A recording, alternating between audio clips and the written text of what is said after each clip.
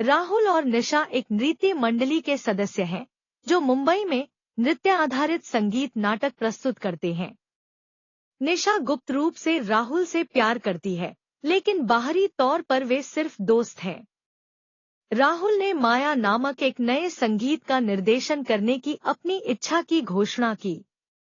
निशा सहित मंडली के सदस्यों को शीर्षक चरित्र माया के बारे में संदेह है, जिसे राहुल एक ऐसी लड़की के रूप में वर्णित करता है जो सच्चे प्यार में विश्वास करती है और जो अपने आकर्षक राजकुमार की प्रतीक्षा कर रही है, जिसके बारे में उनका मानना है कि वह निश्चित रूप से आएगा और उसे यहाँ से ले जाएगा।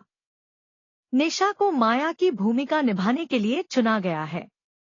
मंडली एक नए प्रवेशी पूजा का स्वागत करती है, जो एक अद्भुत और शास्त्रीय रूप से प्रशिक्षित नर्तक है और नृत्य का शौक रखती है। छोटी उम्र में अनाथ हो जाने के कारण पूजा का पालन पोषण उसके माता पिता के करीबी दोस्तों ने किया। पूजा और राहुल के बीच बार बार एक दूसरे से टकराने की नौबत आ जाती है। इनमें से प्रत्येक उदाहरण को पृष्ठभूमि में बजने वाली एक धुन द्वारा चिह्नित किया गया है, जो पूजा के साथ पंजीकृत है। पूजा को जल्द ही उसके पालक माता पिता का बेटा अजय, उसका बचपन का सबसे अच्छा दोस्त, जो लंदन में काम करता है, जर्मनी ले जाता है।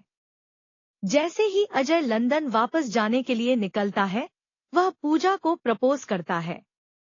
दुविधा में पूजा उसके विवाह प्रस्ताव को स्वीकार कर लेती है। इस बीच आगामी नाटक के लिए रिहर्सल के दौरान निशा के पैर में चोट लग जाती है और डॉक्टर उसे बिस्तर पर आराम करने और कुछ महीनों तक नृत्य न करने की सलाह देते हैं।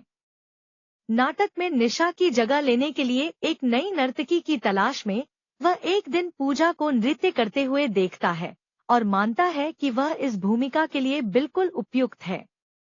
वह उससे रिहर्सल में आने का आग्रह करता है और बहुत झिझक के बाद वह सहमत हो जाती है। आखिरकार राहुल और पूजा करीबी दोस्त बन गए। निशा जल्द ही अस्पताल से लौट आती है और परेशान होती है कि उसे बदल दिया गया है, और यह जानकर बहुत ईर्ष्यालु हो जाती है कि राहुल पूजा को पसंद करता है। यह जानते हुए कि राहुल उससे प्यार नहीं करता, वह अपने माता पिता से मिलने के लिए लंदन जाने का फैसला करती है। रिहर्सल के दौरान राहुल और पूजा एक दूसरे के प्यार में पड़ जाते हैं। जब राहुल एक दिन पूजा को घर छोड़ता है, तो वह अपनी धुन बजाना शुरू कर देता है, जिससे पूजा को एहसास होता है कि वह उस धुन वाले आदमी के प्यार में पड़ गई है जिसे वह अक्सर सुनती थी। अगले दिन दोनों पूजा के पुराने डांस ट्यूटर से मिलने जाते हैं, जिसे पूजा ताई कहकर बुलाती है, जिससे पता चलता है कि दोनों एक दूसरे से बेहद प्यार करते हैं। नृत्य मंडली के दो सदस्यों की शादी में राहुल और पूजा एक अंतरंग क्षण साझा करते हैं, लेकिन यह नहीं जानते कि एक दूसरे के लिए अपने प्यार का इजहार कैसे करें। नाटक के प्रीमियर से कुछ दिन पहले अजय पूजा को आश्चर्यचकित करने के लिए रिहर्सल हॉल में पहुंचता है। वह सबको बताता है कि वह उसका मंगेतर है। राहुल का दिल टूट गया है, लेकिन वह इसे जाहिर न करने की कोशिश करता है। निशा, जो लंदन से लौटी है, राहुल की बर्बादी को देखती है और बताती है कि कैसे वह भी तबाह हो गई थी जब उसने बदले में उससे प्यार नहीं किया। हमेशा सुखद अंत देने की अपनी सामान्य शैली के विपरीत, राहुल ने अपने दुख को दर्शाने के लिए नाटक के अंत को संपादित किया। प्रीमियर की रात, जैसे ही राहुल और पूजा के पात्र मंच पर अलग होने वाले होते हैं, अजय एक रिकॉर्डेड टेप बजाता है जो पूजा उसे अपने प्रस्ताव से पहले भेजने वाली थी, जहां उसने बताया कि वह राहुल के बारे में कैसा महसूस करती है। अजय परोक्ष रूप से पूजा को बता रहा है कि वह और राहुल एक साथ रहने के लिए ही बने हैं।